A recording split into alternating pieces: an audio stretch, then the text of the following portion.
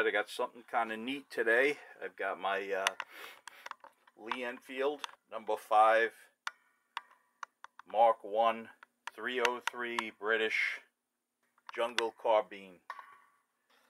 Zoom in,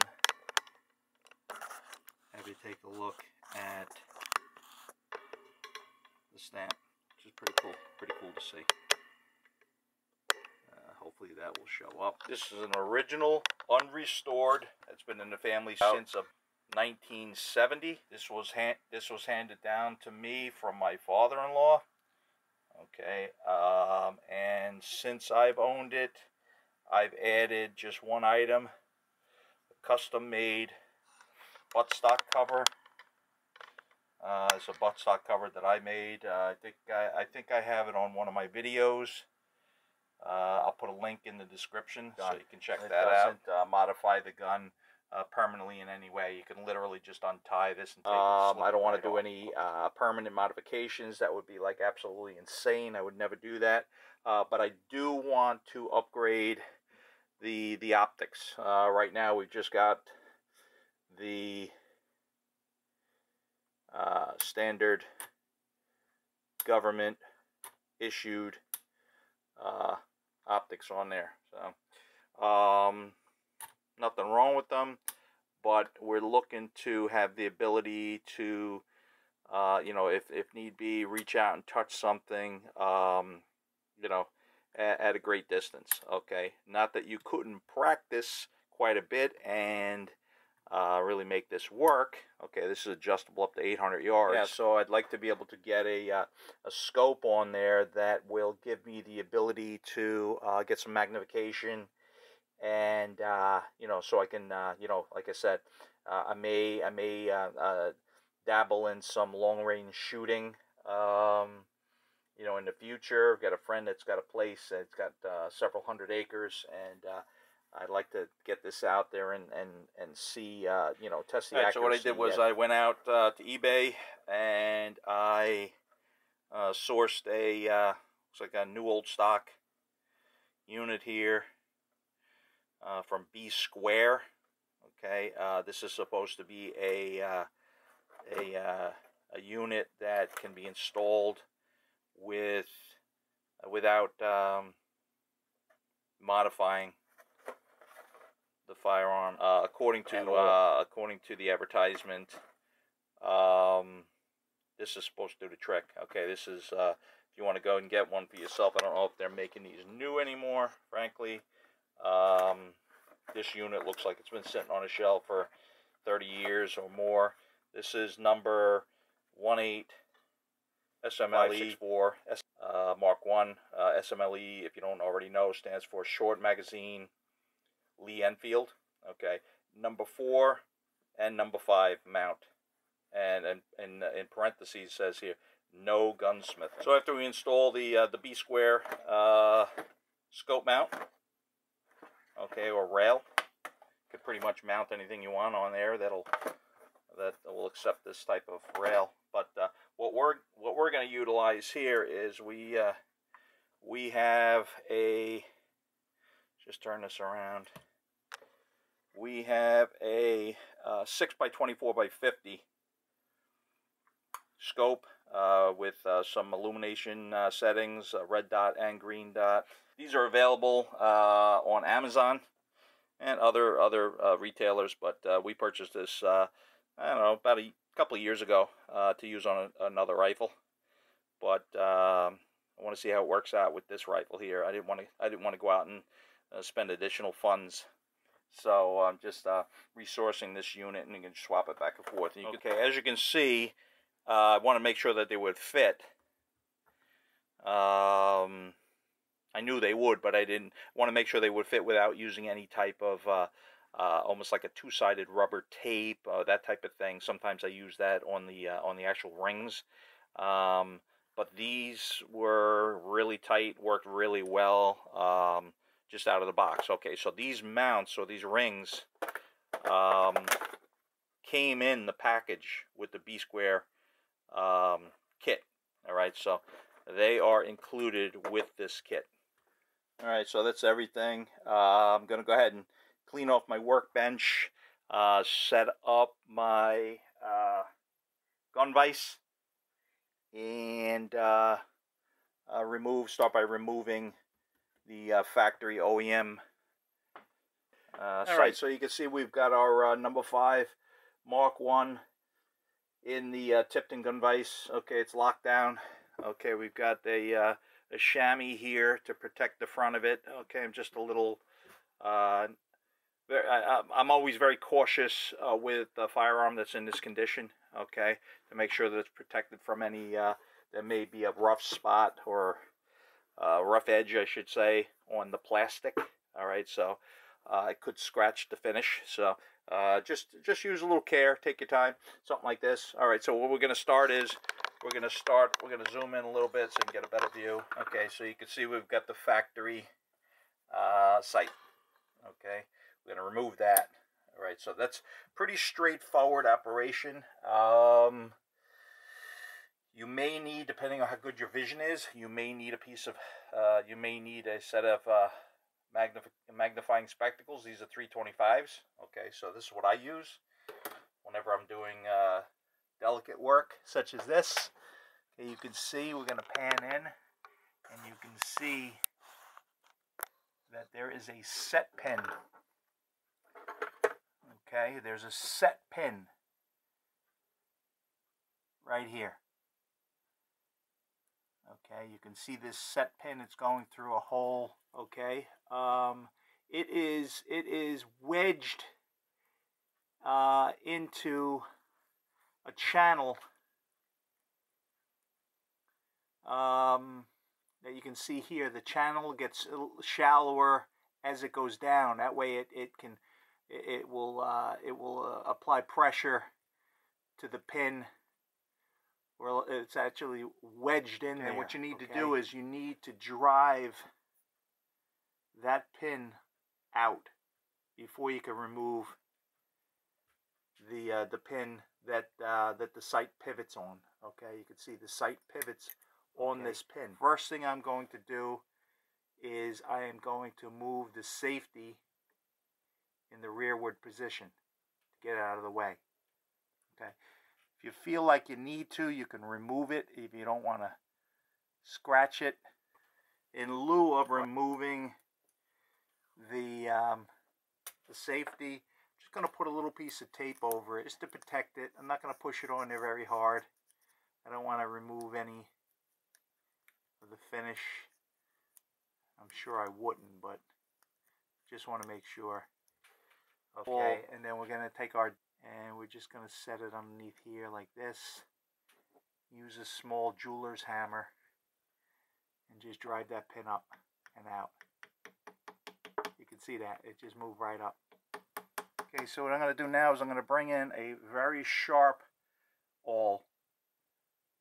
And okay, so what I'm going to do now is I'm going to bring in a very sharp awl. Okay, and I'm just going to see if I can move that pin a little further out.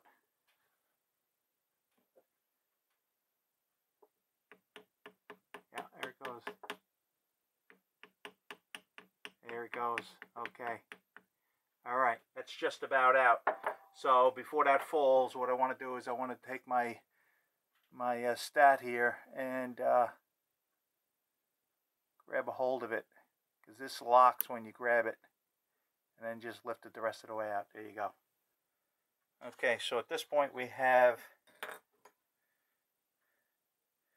the pin removed from this dowel, and so we should be able to just apply pressure, a little downward pressure on the sight itself,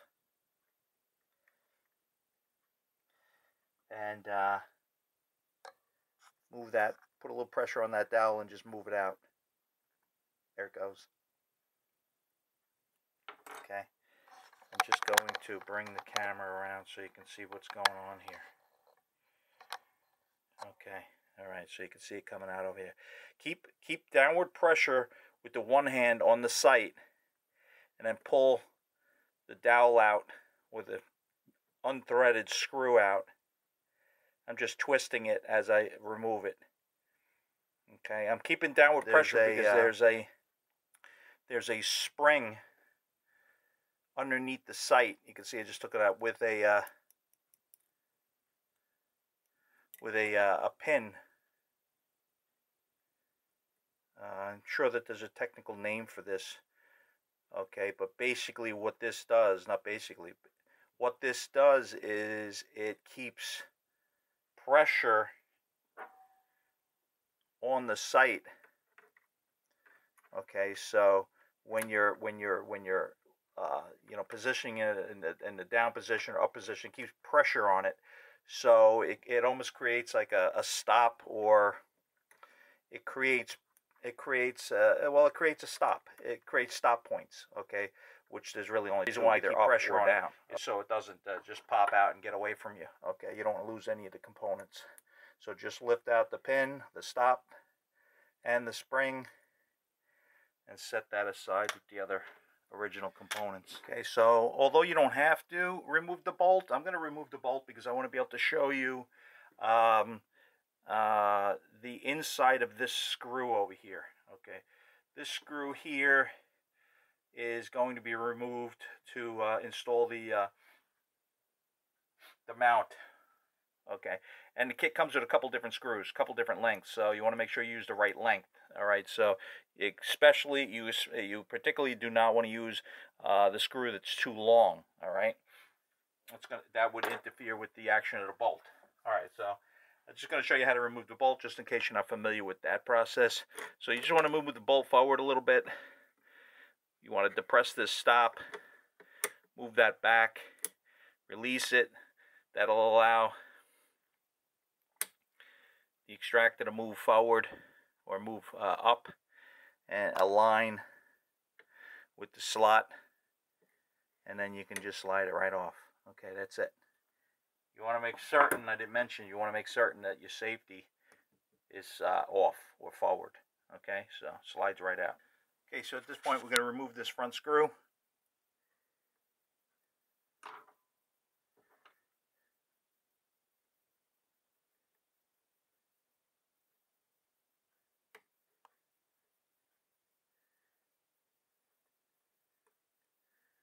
You see how short that screw is. Okay, it's very, very, very important. The length of that screw is very important. Okay, so looking at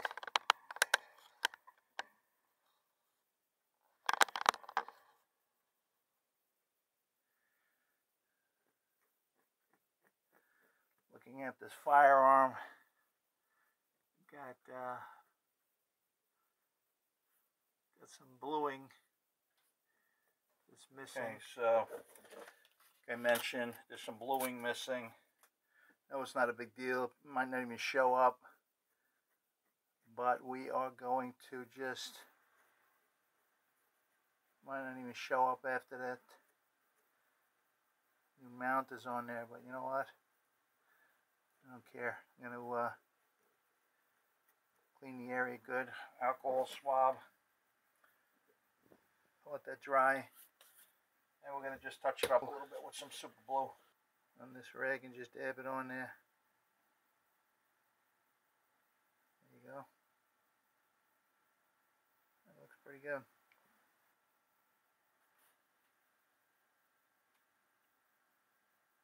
I like the way that looks. Much better.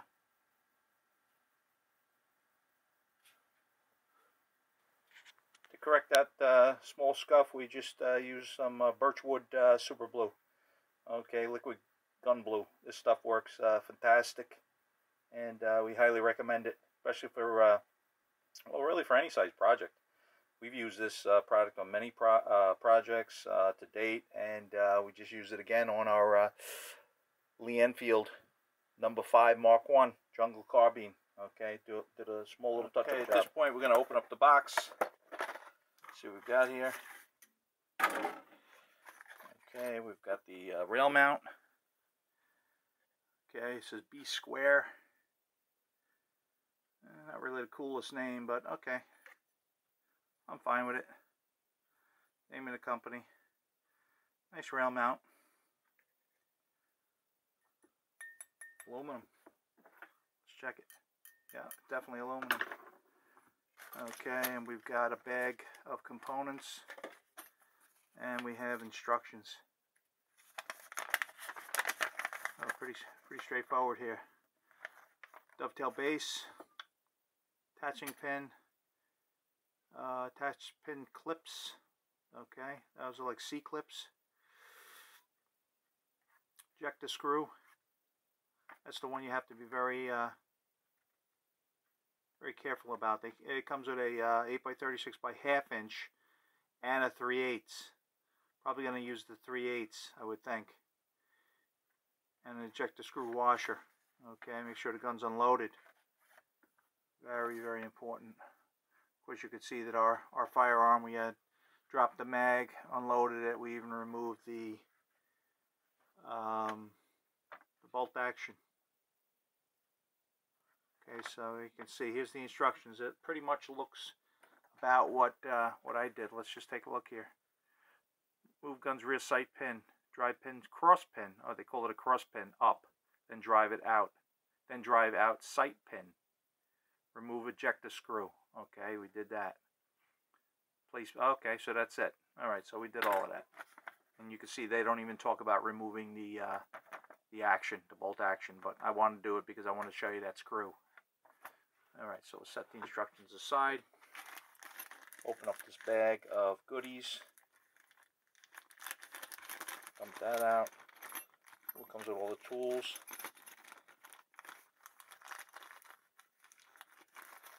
Okay. Make sure we got everything. We do. Set that aside. Okay, so we've got the new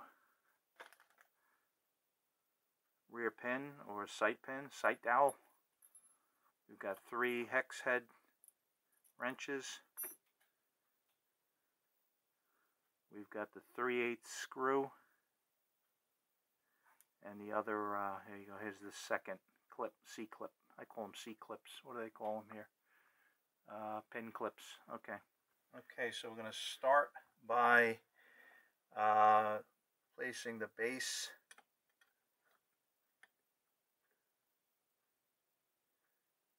on the rifle. Let's see, the nice snug fit. You know what? We're going to put a little bit of oil. We're going to put a little bit of lubrication. 2 points here. I'm going to use some gun grease. Got some gun grease by Weapon Shield. Take a little dab of that. And we are just going to hit these two points here and here. Actually, we'll dab on the inside over here too. So there you go. Should help it slide right on.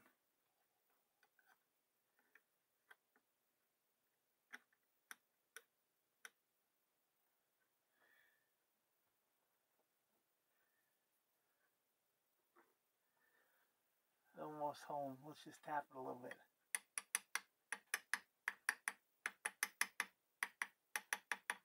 There you go. Excellent. All right. Next, we're going to take the pin, and we are going to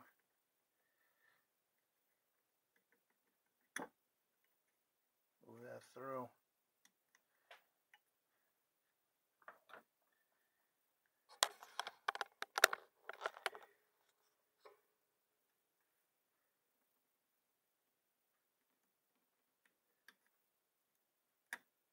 Alright, so I've got my C-clip in my rheostat, okay, and so I don't lose it. Very tiny, and we're just going to fit that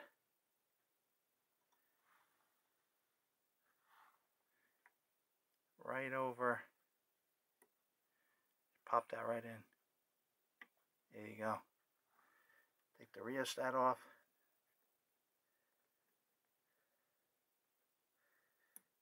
Go. Okay, that's why I use one of those. For small parts, you can't beat it. Make sure it's seated. It is. Okay, so next we're going to install the front screw.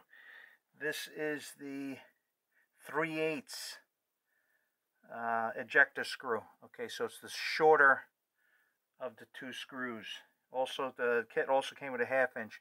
1/2 inch would be too long. Pick up on the mount base a little bit. Okay, the threads are perfect. Okay, let's get the correct tool in there. That is not it.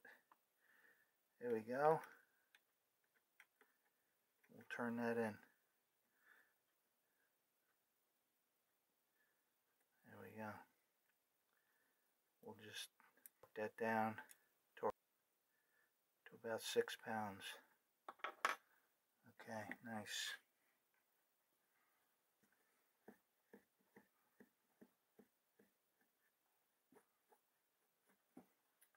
Well, that installation was very, very, very easy.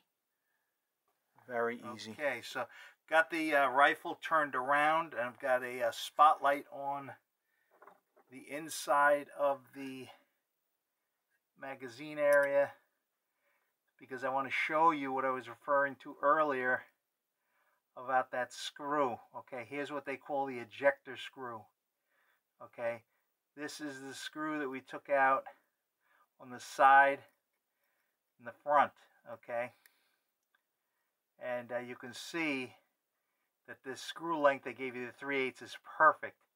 It doesn't protrude at all on the inside. Okay, so that's what I was referring to. You want to make sure it doesn't protrude, because then that would cause an issue.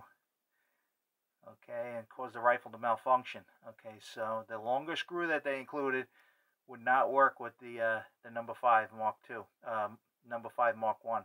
All right, so you may be needed for other rifles, other applications. I'm not sure, but for this, the 3/8 screw is the one you want to utilize.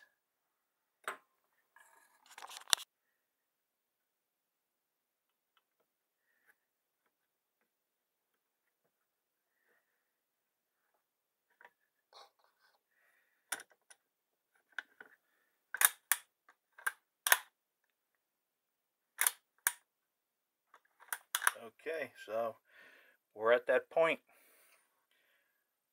We've got the mount base installed. Everything's functioning perfectly. We checked everything, the action. And now it's time to install or mount our scope.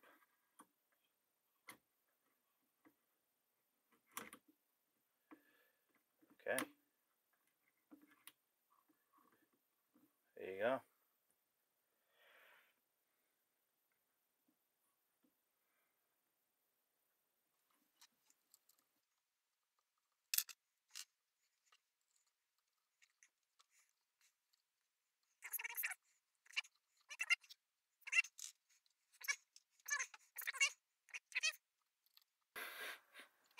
Installation is complete. Looks really, really good. Very, very, very satisfied.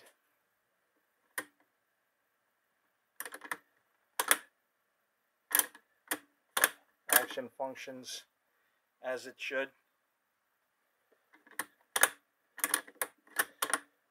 Scope's not in the way at all. That's excellent. Safety functions perfectly. No interference from the mount. Tell you what, they did a great job on this mount. Thrilled. The only thing that I would say, and this is really very minute, very critical, is just the coloring of the mount itself. It's kind of a, I'll say, like a purplish. I'm not really a big fan of the way it looks. I think it'll probably show up a little bit purple. It's not a big deal. at all. It just might be because of the due to the age of the parts. I think these parts are very old, even though they're brand new. Yeah, kind of almost like a purple sheen. So what I'll probably end up doing ultimately is after I test everything out, I'd like to test it out on a range, make sure everything functions as it should. Probably take this all down and you know, match the probably, you know, because it's aluminum,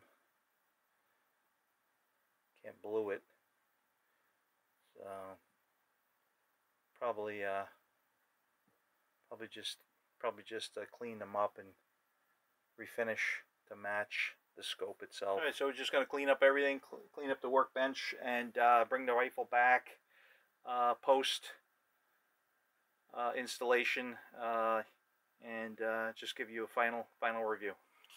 So I was looking for a no gunsmithing, no modification solution for my jungle carbine, my Lee Enfield number 5 Mark 1, and I definitely found it. Okay, so did a little research, found a new old stock unit from a company called B Square.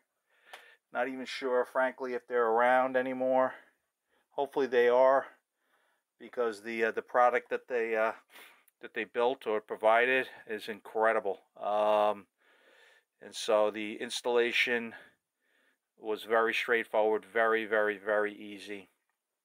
If I wasn't filming it, the whole thing probably would have taken me about 15 minutes. Okay, I took my time. I repaired a little bluing underneath the where the rear sight pin was. You know, showed you a couple things, couple tips, couple tricks. Hopefully this video was very helpful. Hopefully it'll help you to get to a point where you can, you know, feel comfortable doing your own installation. Okay. Now I've got a rifle that's multi-purpose. I can use it for long-range acquisitions, and I think I'm really excited about going out there in the field and testing it. So hopefully we're going to go out there. We'll be out in the field sometime in early to mid-December, and we could put this rifle through its paces and this scope setup. Should have no problem reaching out 800 yards with this unit at this point. It's what it's designed for. Scope should give me good visibility out to 800, maybe even more. Listen, thanks for watching. We really appreciate you taking the time out of your day to watch our videos. If there's any questions you have, any suggestions that you have, please post them in the comments. And if there's anything we can help you with, please make sure to let us know. Thank you, and have a great